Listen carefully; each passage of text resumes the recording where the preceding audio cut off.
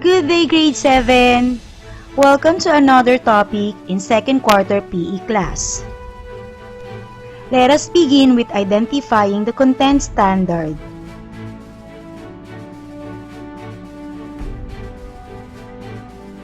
Performance standard.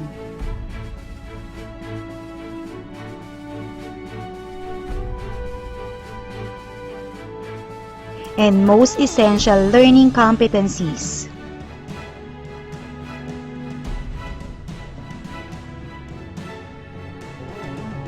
For today's topic, we will discuss all about table tennis.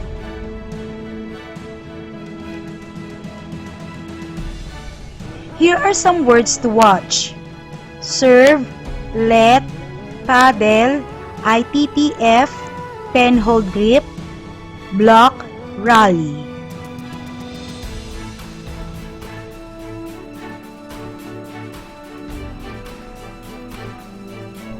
Moving forward is the short background of table tennis. History. The sports originated in Victorian England, where it was played among the upper class as an after-dinner parlor game. The name ping pong was in wide use before British manufacturer J. Jackson Son Limited in 1901. Table tennis is a game similar in principle to lawn tennis and played on a flat table divided into two equal courts by a net fixed across its width at the middle. The objective is to hit the ball so that it goes over the net and bounces on the opponent's half of the table.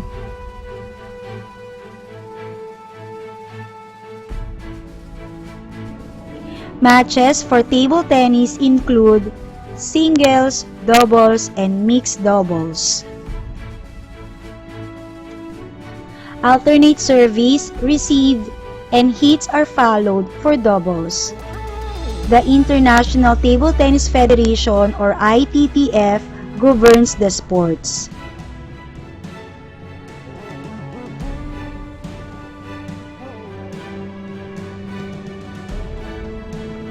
Moving forward are the facilities and equipment of table tennis.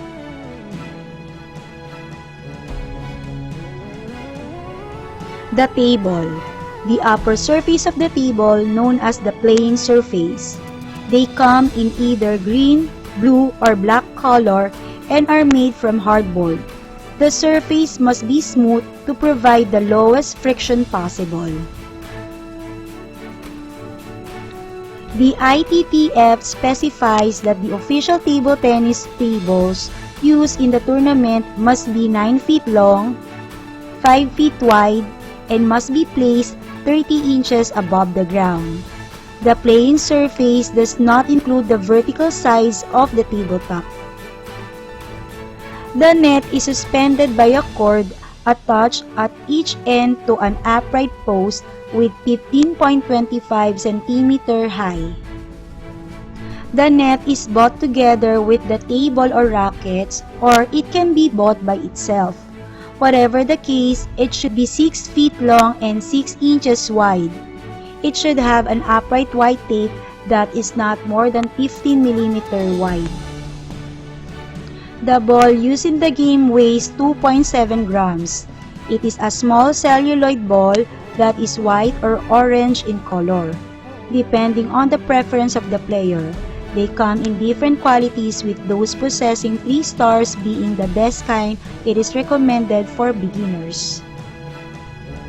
The table tennis racket or paddle is another important piece of equipment. It is used to hit the ball back and forth on the table. The shape is similar to the one used for tennis, except it is smaller and made of different materials. The racket is made of wood and rubber. Aside from that, the player must take note of the rubber used in the blade. Rubber racket or paddle, it is divided into 2 parts, the handle and blade, including rubber, sponge, blade, and handle. The quality of both parts of the racket can affect the force applied by the player. The player must choose the best kind of racket to get good results. When playing table tennis, it is important that you practice good footwork. This will allow you to execute better hits. Good footwork can be done by maintaining the correct stance. Place your right foot for right-handed players, further back to allow you to transfer your body weight slightly backwards and forwards when hitting your forehand. Position yourself just slightly to the left of the middle of all possible angles of your opponent's hit to give you more room to hit either forehand or backhand. This is your preparation. As you make contact with the ball, move your arm to make the necessary hit, then follow through by moving your arm and trunk as necessary. Another important thing about table tennis are the kinds of grip.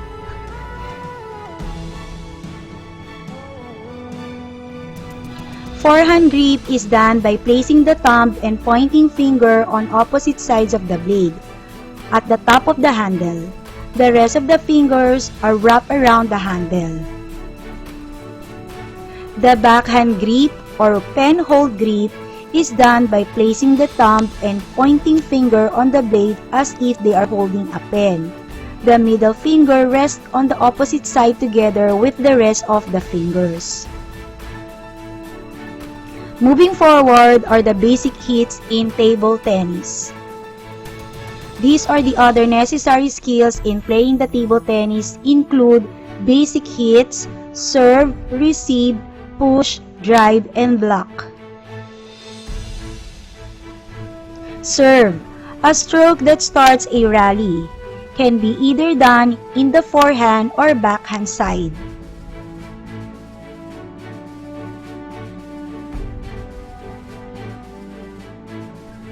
Receive is a stroke to reply to a serve.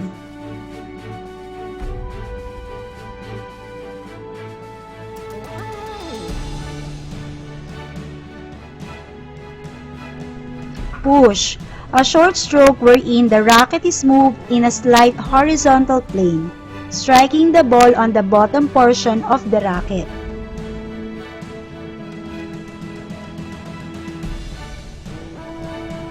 Drive, a short stroke wherein the racket is moved forward and upwards at an angle, striking the ball to impart top spin.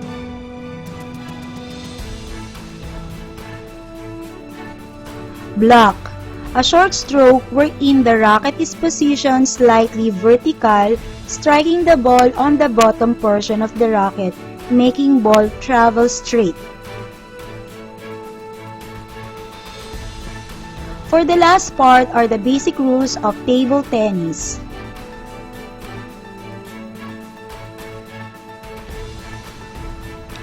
A let is a rally of which the result is not scored. A point is a rally of which the result is scored. Service shall start with the ball resting freely on the open palm of the service stationary free hand, projected near vertically upwards without imparting spin, and then falling without touching anything before being struck. As the ball is falling, the server shall strike it so that it touches the first his or her court, and then after passing over or around the net assembly, touches directly the receiver's court. In doubles, the ball shall touch successively the right half court of server and receiver. The ball, having been served or returned, shall be struck so that it passes over or around the net assembly and touches the opponent's court either directly or after touching the net assembly. In singles, the server shall first make a service. The receiver shall then make a return, and thereafter server and receiver alternately shall each make a return. In doubles, the server shall first make a service. The receiver shall then make a return. The partner of the server shall then make a return. The partner of the receiver shall then make a return.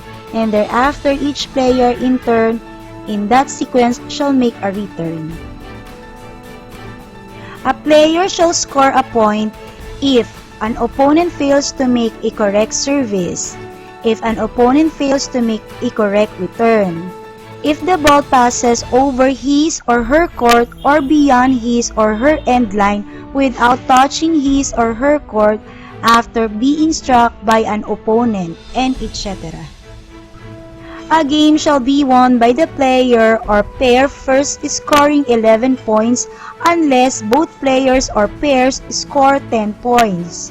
When the game shall be won by the first player or pair subsequently by gaining a lead of 2 points. A match shall consist of the best of any odd number of games.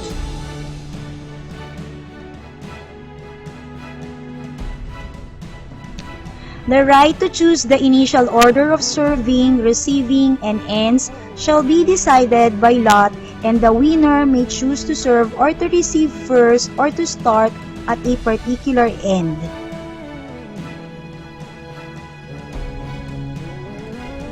When one player or pair has chosen to serve or to receive first or to start at a particular end, the other player or pair shall have the other choice.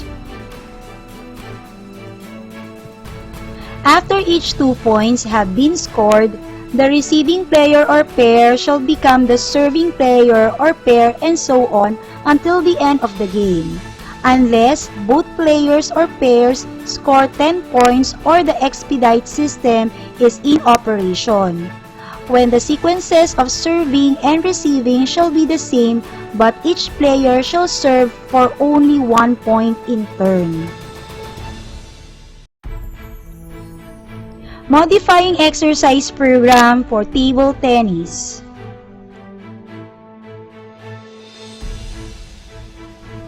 Here is the sample program for playing table tennis with moderate to vigorous intensity, using the principles of exercise, frequency, intensity, time, and type.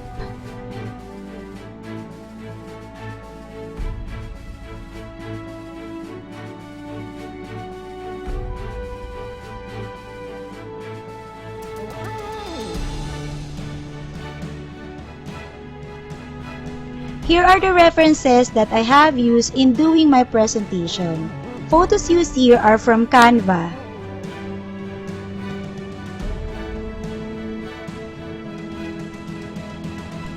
I hope you've learned something about table tennis. This has been your teacher in PE for today, Mrs. Cynthia Soledad S. Aspe.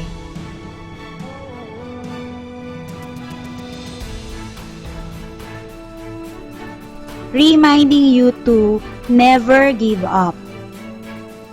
God bless!